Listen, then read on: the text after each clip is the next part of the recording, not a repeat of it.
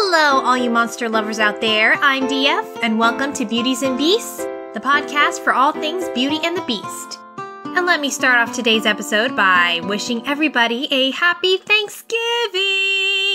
I hope you Americans have the turkey on, and that you don't have to go to work like some people who work at a movie theater and have to work. Yeah. Anyway, I could say this is a Thanksgiving special, but it's kind of hard to find a Beauty and the Beast story that relates to Thanksgiving. Well, surprisingly, I kind of did. In a convoluted way, but we'll get to that later. And by the way, let me just apologize to my fellow patrons for doing this episode late and not doing this episode live this time, but winter took its toll on me and my voice, and I was not feeling well the last couple of days and wasn't able to record until just now, a couple days before Thanksgiving. So, sorry about that. I'll try to be more punctual in the future when my voice is not sounding like, I'm dying! So, a couple weeks ago, I was wondering what I was going to do for my next episode, when my grandmother wanted to see the new Warner Brothers animated movie, Smallfoot, just because she saw the poster and she liked the look of the very big and fuzzy abominable snow people. And I work at a movie theater, so I get to go to the movies for free. And I thought, why not? I thought it was just going to be one of those simple, silly cartoons, and, I like those things. But after watching the movie, it turned out to be a lot deeper and better than I thought it was going to be. Seriously, the trailers didn't really do it justice. Why aren't more people talking about this movie? It was, wow. It exceeded my expectations. And this movie is not a Beauty and the Beast romance. I will say there is some romance, but it's not between a beauty and a beast. But it does contain social commentary using humans and creatures as symbols. And it is very relatable today. So parents, if you're looking for a movie to show your kids that entertains and teaches at the same time, this is the movie to take them to. For the short period of time it's still going to be out, or just buy the DVD for them. Because you are going to enjoy it, they are going to enjoy it, and I will start right off the bat by saying that there is a huge spoiler warning if you have not seen Smallfoot yet. Major plot points are going to be revealed. Alright, before we get into this, I would like to thank my devoted and generous patrons, Duskwing Dragon, Satu-Hana, and TyrannosaurusVenom. And this episode relates somewhat to TyrannosaurusVenom's suggestion for a topic on societal acceptance for the Beast character. Patrons who pledge $15 or more a month have the option to select a show topic and guarantee that it will be made. And while this particular episode's not being done live, you can listen to future episodes live by pledging at least $10 a month and be invited to the closed Skype group. If you want to just be able to listen to previews, pledge $1 or more a month. Or if you want to listen to new episodes early, pledge $5 or more a month. And note that there have been some significant changes in the patron tiers. First of all, the True Beauty package used to be $30 a month, but is now $35 a month due to the cost of rewards. And the number of complimentary gifts have been demoted from 3 to 2, and limited only to a mug, a notebook, a shirt, a dress, or a bag. This does not affect current patrons, however. If you've already pledged to this tier, you will receive the rewards you were promised when you signed up. I'd also like to note that the Beauty package for $20 or more a month has been downgraded to only one complimentary gift. Also, we have a couple new tiers right now. First is the Fairy Godperson package for patrons of $50 or more a month. And they receive the 3 complimentary gifts that were previously granted to True Beauty patrons. But, like I said, turns out all the gifts I was promising were a tad more expensive than I thought they were going to be, and I was actually spending more money than I was earning. So, had to make a few tweaks here and there. Also, in addition to all the rewards that were previously granted to True Beauty patrons, Fairy Godperson patrons have a new reward for me, the host, to appear as a guest in their show or video, or if they don't have a specific show or series, then I will record for them a personalized ringtone. It can be in any voice of their choosing, as long as it's a voice I'm able to do. Note that I can do Applejack for My Little Pony, and a little bit of Rarity, and a bit of Rainbow Dash, for starters. Now let me know if you want to challenge me to do another voice. I'll see if I can do it. And also, this particular package has been limited to 10 patrons. And here's another announcement, which is very important. Now that it's Thanksgiving and we're going into Christmas, Whether you're celebrating Christmas or Hanukkah or some other holiday or no holiday at all, no matter what you celebrate, 'tis the season to be giving. Which is why, in this season, I will be hosting a mini charity campaign in which 10% of all my earnings in the month of December will be donated to the Make-A-Wish Foundation, a nonprofit organization which grants the wishes of children suffering from life-threatening illnesses. And this includes earnings from patron pledges, existing ones as well, and royalties on merchandise. And that is the merchandise containing the Beauties and Beast logo, as well as the quote, "True beauty comes from the kindness you show others," which can be purchased on redbubble.com. And this ranges from t-shirts to mugs to bags to dresses to laptop sleeves, etc., etc. And I have a new product for sale, which includes the quote, "'Tis the season to be giving," designed specifically for the holidays. And note that even after the month of December, 10% of all royalties made on this specific product with "'Tis the season to be giving" will still be donated to the Make-A-Wish Foundation. So if you're looking for a gift for somebody this holiday season and would also like to give back to the community for a little bit, go buy one of these shirts or mugs or whatever, and you'll be helping making a sick child's wish come true. Because these kids don't have that much time left on Earth, and a little kindness and a little moment of happiness can make all the difference. If you feel especially giving this season, there is a new patron tier called Giving Grinch, and this is for patrons of $100 a month or more. You will receive all the patron rewards, including watching episodes in advance, having access to the private Skype group, listening to episodes live, etc., etc. In addition, you will receive a complimentary monthly gift for the entire lifetime of your pledge. Not just 2, not just 3, but for the entire lifetime that you are pledged to this patron program.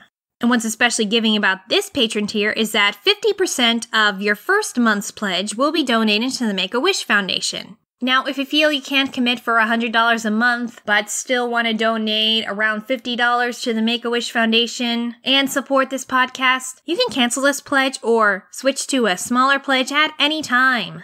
Donating at least $1 or buying one shirt will help a kid's wish come true. A little goes a long way. Alright, so we'll go to the movie Smallfoot.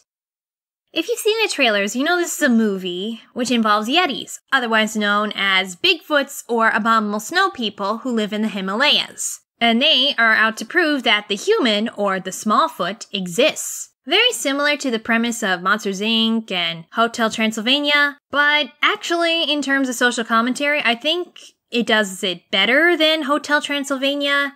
Kinda hard to say whether it's better than Monsters, Inc. though, because Monsters, Inc. was pretty great. Now, if you've listened to past episodes, you would know that I often divide up these stories into a 5-act structure, which most Beauty and the Beast adaptations follow. And while this isn't a romance, this is actually kind of like a platonic Beauty and the Beast, or a social Beauty and the Beast, you will see what I mean, and it really does follow this structure. Starting with Act 1, the introduction to the characters. So, we start off in a Yeti village in the Himalayas, with narration on how the Yeti's law is literally written in stone. All these stones that are worn by the stonekeeper who interprets their meaning, saying things such as, they all live on a floating mountain that is on top of clouds held up by mammoths that need to be fed ice, otherwise the mountain's gonna fall and they're all gonna die.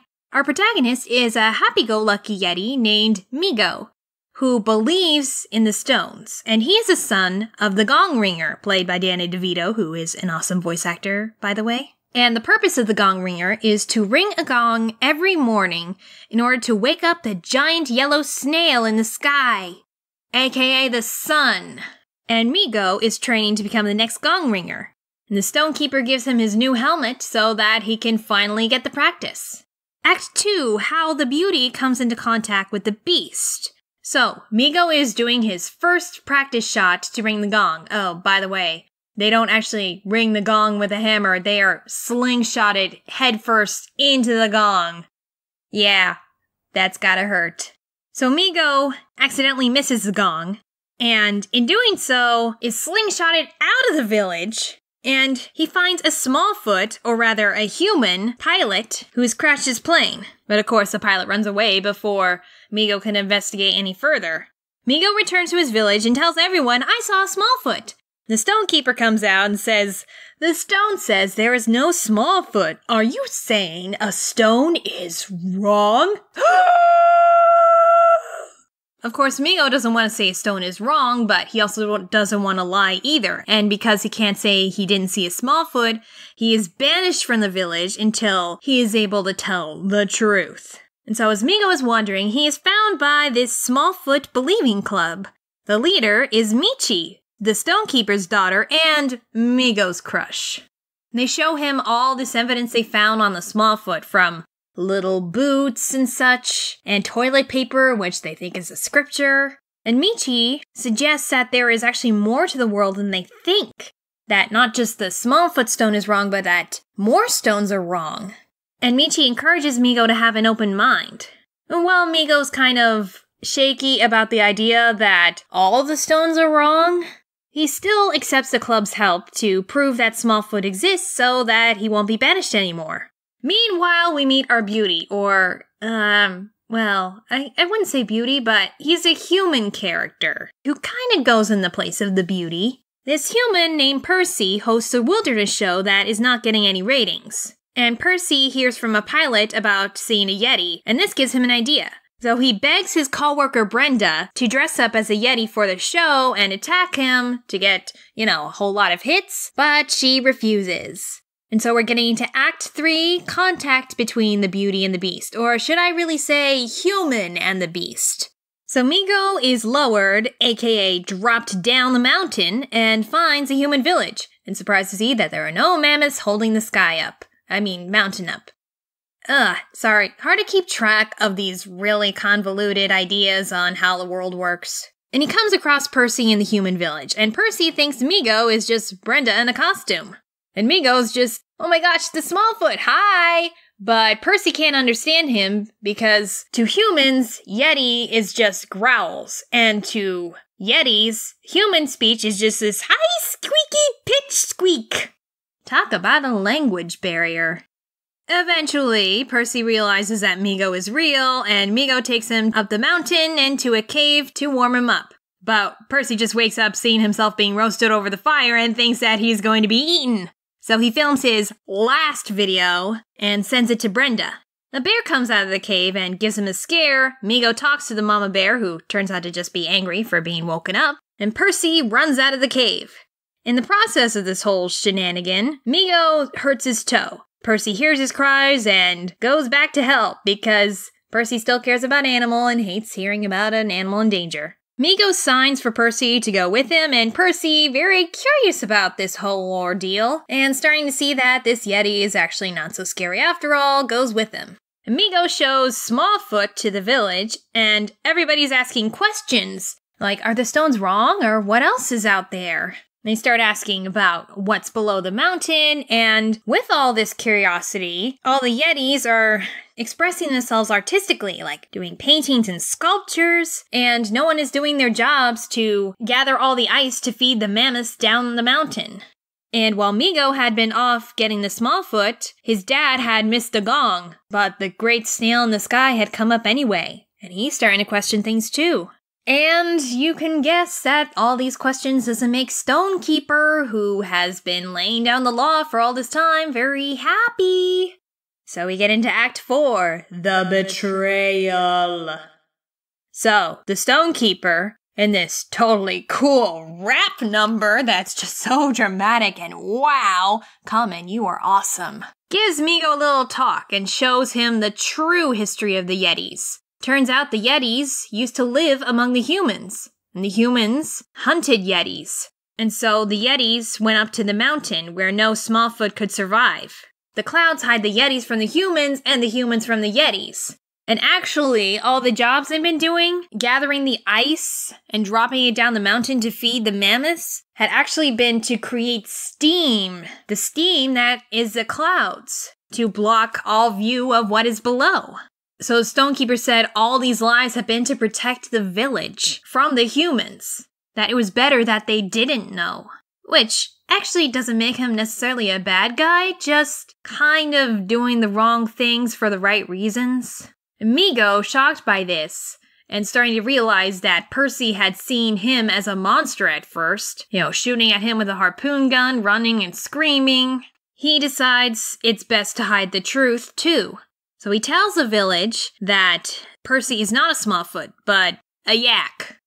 A species of yak. Mishi and the Smallfoot Club aren't buying it, though. Mishi starts to see that the Smallfoot is getting sick because the air up in the mountains is too thin for a human to survive. Stonekeeper takes Percy into his home, and Migo's like, but what's gonna happen to him? Well, as far as they're concerned, you took him home. But Migo realizes the Stonekeeper's not letting the Smallfoot go because he's gonna tell all the other humans.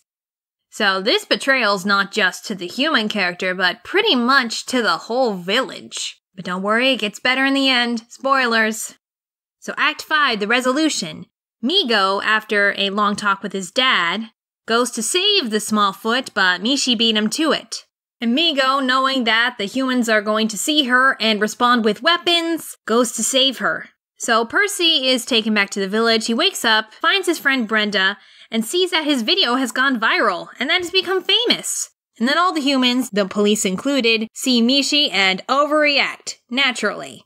Because how else would you react when you see a tall, hairy monster that you can't explain? So Migo and his friends go to save her, and while being chased by the SWAT team, the Stonekeeper also shows up and throws off his stone cloak to slow them down. Seeing that he has to save his newfound Yeti friends, tranquilizes Migo to keep him out of the way, and puts on his Yeti suit from before, and then goes to jail for his prank, and then erases all his Yeti pics and videos. Back at the village, Migo and the Stonekeeper decide to tell everybody the truth of their history now. And the question is brought to them, well, now that you know the truth, what do you think we should do with it? And they think the solution to the problem of the Yetis thinking the humans are monsters and the humans thinking the Yetis are monsters is communication, to work out their differences. So the Yetis come to the human village, and Percy and Brenda help bridge the gap between them by getting in front of the SWAT team, and the movie ends on a hopeful note. Yeah, a whole lot deeper than the trailers let on, huh?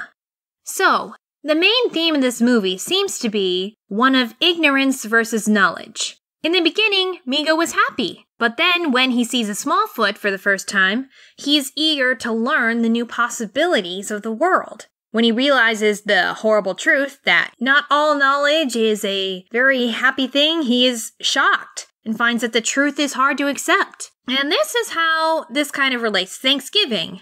When you're a kid, you're taught that Thanksgiving was the day when people from two different worlds came together to share a meal and give thanks to all the struggle that they've gone through together.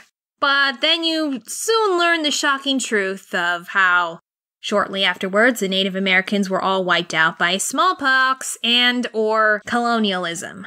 That truth is a shock to any kid, assuming anyone learns this truth at all. If you haven't, then sorry for bursting your bubble. So when one comes across a truth as shocking as this movie poses a very important question, which is repeated at least twice. Now that we have this knowledge, what are we going to do with it? And the answer that a lot of people have taken is that they're going to make a change and make sure that this kind of history never happens again. The Yetis represent minority groups.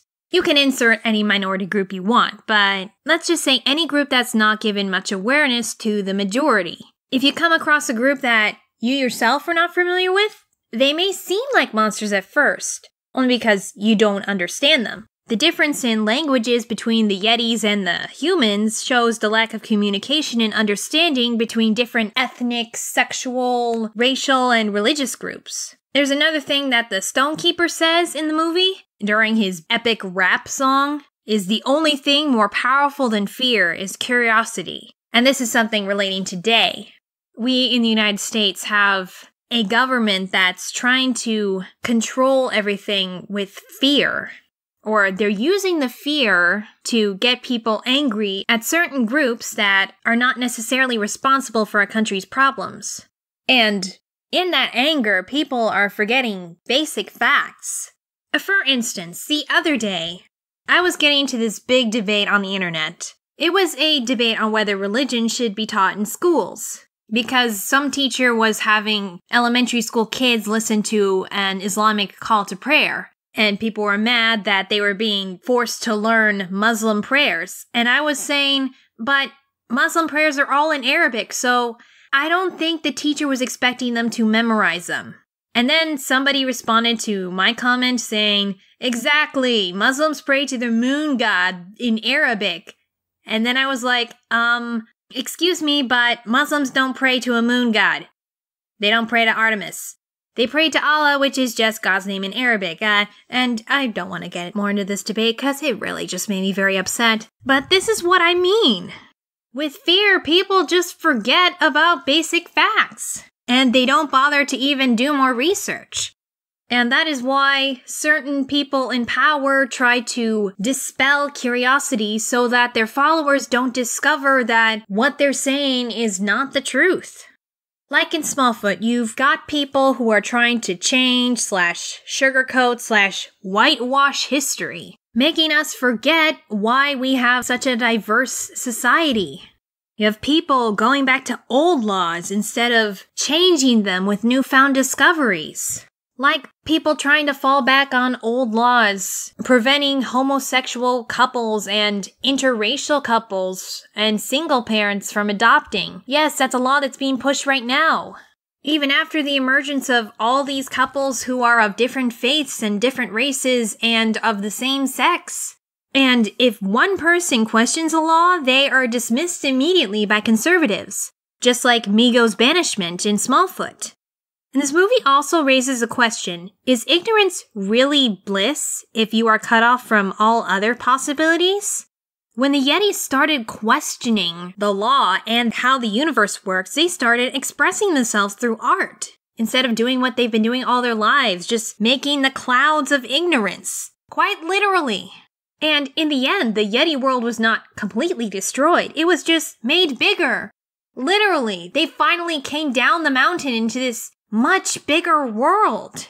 Now, before you get into this whole thing of how majority groups are misunderstanding and that they are the only ones who can be ignorant, there was misunderstanding from the Yeti side too.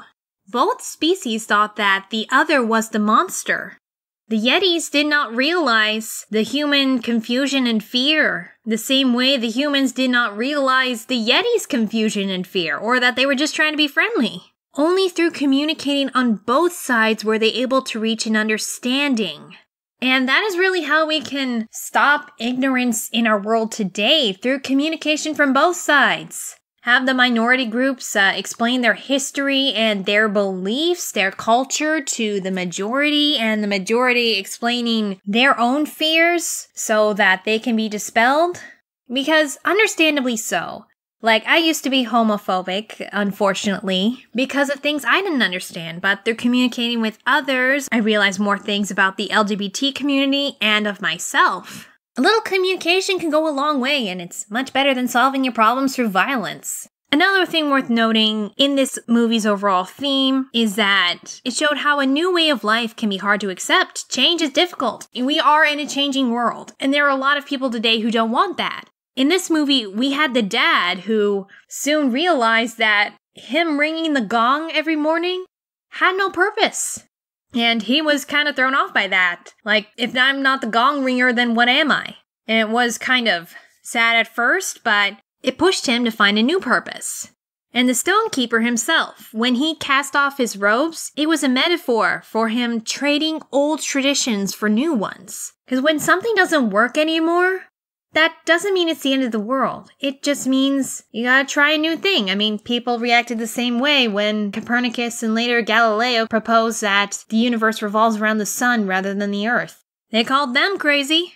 I also want to talk a little bit about Percy's character arc, which was kind of a subplot compared to the whole overarching social commentary. Percy had lost sight of why he studied animals and was only caring about ratings and fame, how many people watched his show. And it was the Yetis who reminded him to stand up for his beliefs. I mean, he was surprised that the Yetis had a civilization. This is what I'm talking about. Like, he realized stuff by learning about these other creatures. He started realizing more things about himself.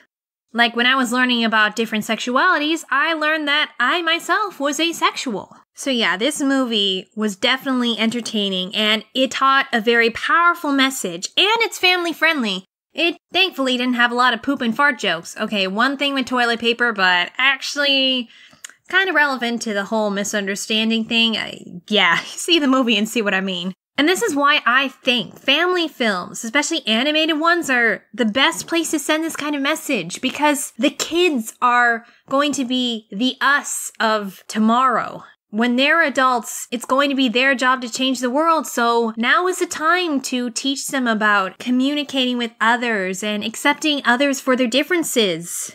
To start questioning things now so that their world in the future can be made better by them. And this movie also shows that a Beauty and the Beast type of story doesn't really have to be romantic, but the Beauty and the Beast trope is a tool for promoting understanding between different groups. You know, just because someone may look different doesn't necessarily mean they're going to be scary, or mean, or villainous. You gotta take the time to get to know that person for who they are, not what they look like, and learn from them. Which is what we all say happened at the first Thanksgiving, and maybe it did on that one particular day. All I can say is, I wish that it had been Thanksgiving for much, much longer. And if we are gonna learn from history, let's make every day Thanksgiving. A day where we are sitting down with people who are different from us, and we are communicating with them and understanding them, and that there is no violence between us. I can dream, can't I?